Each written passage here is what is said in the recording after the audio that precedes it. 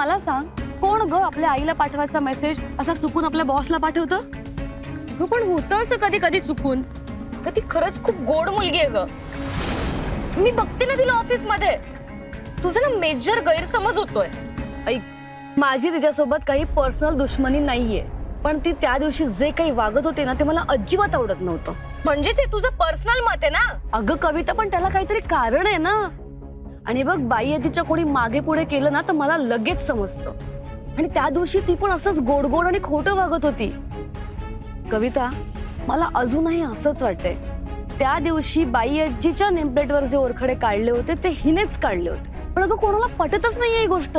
मला सांग, कोण ग आपल्या आईला पाठवायचा मेसेज असा चुकून आपल्या बॉसला पाठवतं? अगं पण होतं असं कधी कधी चुकून.